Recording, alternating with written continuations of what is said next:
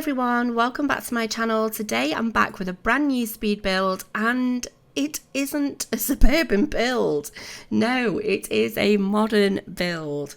So for those of you that are pretty new to my channel, you will have found that over the last several weeks I have indeed been posting lots and lots of suburban type of builds, and that's because that is my favourite style of building. That's where I'm most comfortable and what I love doing the most. But occasionally I do like to change things up and obviously do something a little bit out of my comfort zone.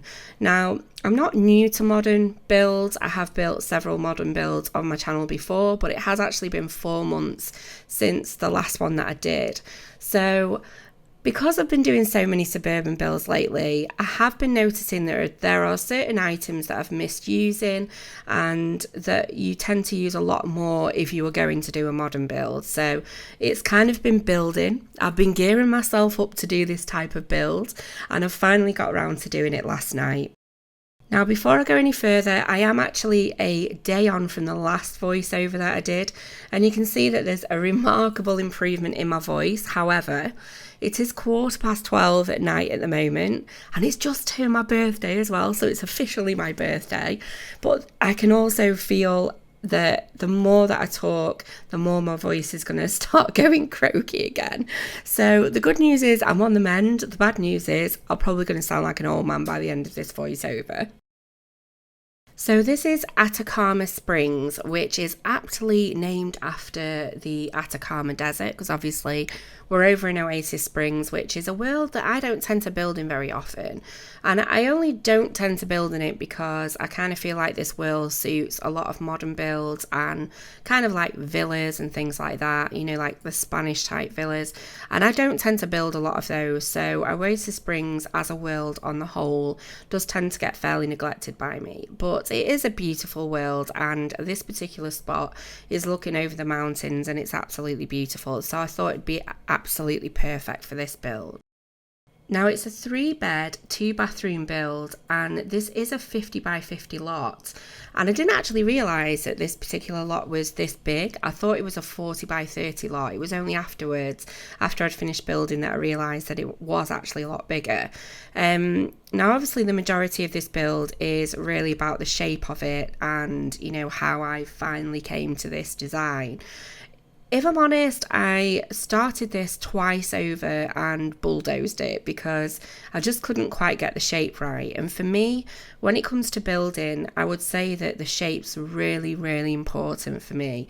How the shape looks kind of really sets a real solid foundation for how the build will probably end up looking. So it was a lot of trial and error. But I finally got into the swing of things, and I got there last night and I got my head down, and I actually really, really enjoyed making this build, which some of you that have followed my channel since last year will probably laugh at, because whenever I did modern builds last year, I used to moan about the fact that it would take me ages to do them and I'd get a bit stressed out with it.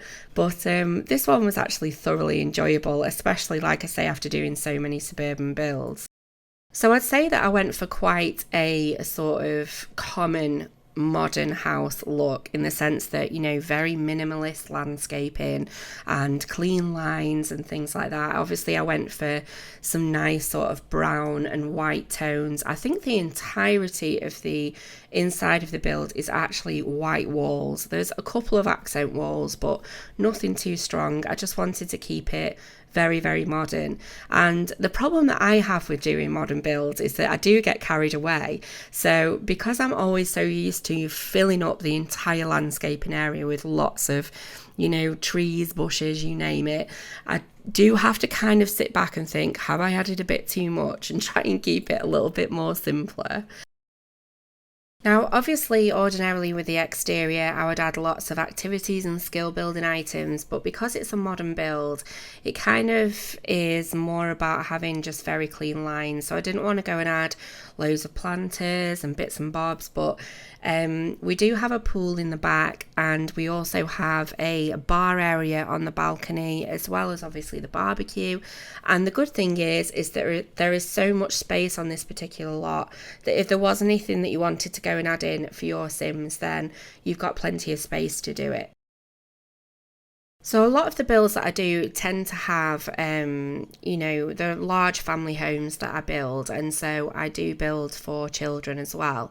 But with this particular modern build, I just feel that modern builds, for me, when I think like stereotypically, I would think that somebody very kind of wealthy, someone who had a really good job, probably like a power couple or something would own this particular house, or like a rich movie star, or that kind of thing. So I literally furnished it with that in mind, and I didn't add any kind of personality to the house in the sense of customizing bedrooms, etc. I did actually keep the bedrooms very sort of plain. So literally, if you moved your sim in and the Sims had a family, you could customize it to however you liked, because I'd say I dressed it to be a little bit of a show home. So nothing looks that lived in, if that makes sense. Now, obviously, with this being a modern build, the floor plan is actually quite open plan to what obviously I'd normally do in a suburban build, which was nice and refreshing actually, because I was thinking the other day, because I've had a couple of questions about floor plans, and I was thinking it's been a while actually since I've done kind of like an open plan feel. So this was like the perfect opportunity to sort of give that a go again. Now, with that in mind, obviously, and it being open plan, when I came to do the editing of the build, and when I came to obviously furnish the interior downstairs, I've kind of done it all in one, whereas normally with a suburban build I would film the kitchen, then I would do the living room, etc. This is kind of like me going all over the place, so I do apologise if it's a little bit all over the shop, but that's pretty much how I built it. So I'm just finishing off the landscaping at the moment, which obviously I'm keeping quite clean and simple. I don't think I've actually used any kind of bushes or anything like that in this particular lot. I've literally just kept it very kind of clean lines. I really have made a lot of this up. Things like using those lights, and there are some things that people may think, that's a bit questionable, but to be honest, I think it's just part of the creativity, and I just like to experiment and use, different items just to see what they would look like. Those big kind of like white pillars are, well, they're not really pillars, but the big white things are actually lights, and I used them and built them into the fence, and I don't know what you think it looks like, but I just thought it looked a little bit different, so I went with it anyway. But yeah, so I'm just finishing off putting some outdoor plants around, obviously, the doorways around the bottom of the house, and we did also have 2 balconies. So one of the balconies got quite a large seating area, and I added a bar up there. Now initially I did actually add the bar down at the bottom, which you can see just on the right, but I ended up having to shift around a little bit later on into the build and kind of move things around a little bit. So on one particular balcony we've got the seating area with the bar, and then on the second balcony I decided to put, I think it was a hot tub in the end. We had a hot tub as well as some seating and a barbecue area. So the outdoor living space is literally on different levels, but I think that's really nice. And I could imagine seeing some really, really beautiful weather from those balconies as well. I may actually do a little bit of gameplay in this house just to see what it looks like, because I've still not actually played Seasons as yet. Can you believe it? I've been that busy building over the last sort of several weeks that I've just not got around to actually playing The Sims, and I'm still really, really excited because I keep seeing everybody's screenshots on Twitter of lightning and different weather effects, and yeah, I really need to get around to doing that. But I do think that this particular lot would look really, really beautiful in different sort of weather kind of situations. But yeah, so I'm just moving on to the interior at the moment, and I decided to start with the kitchen. And a lot of this build evolves as I go. There are things that I go back and change, and you will ultimately see the final version of a room in the screenshots at the end. And I say that because sometimes I build rooms and then I get to the point where I hit a bit of a brick wall and I think, not really sure what else to add in this particular room, so I'll leave it and I'll move on to a different room. But then I'll come back a little bit later on and I may add things or change things. So sometimes if you see me building and you see a particular object that isn't there later on, it's probably because I've come back and decided that I don't want that particular object and I've changed it. I've just not included it in the speed build, that's all. So I have to apologise, guys. I think I'm officially losing my voice again. At least you got half a voiceover, which was normal. I think I lasted 11 minutes before I lost my voice. Can you believe it? But no, I am glad I'm actually on the mend. So hopefully in maybe a day or two, I'll be back to normal again. So this particular dining room got changed several times as well. I wasn't happy with the table and chairs. I wasn't happy with the rugs. I wasn't happy with what was on the walls. I was kind of like bouncing around a little bit, but yeah, I got there in the end and I quite liked the feel of how the layout was. I felt that I'm not an absolute master at doing floor plans at all. I probably don't spend as much time on floor plans as I should. And but this particular floor plan, obviously, it is open plan anyway, so there wasn't that much thought in it. But how the house flows is actually really nice, and I was quite pleased with it. So this is kind of like the entrance sort of, like it's the main entrance kind of foyer, if you like. I don't know if that's the right word. So I'm just doing a few little bits, adding some bits and bobs in. This particular thing that I'm doing at the moment is a typical example of just making stuff up, just trial and error. Some people may think, oh, that's quite good. Others might think, what on earth is that? That's not realistic at all. But it's just part of experimenting and just trying different things. And I'd say that's definitely one of my building tips is don't be afraid to try new things. Like, there are so many things that I try which look stupid and I end up bulldozing.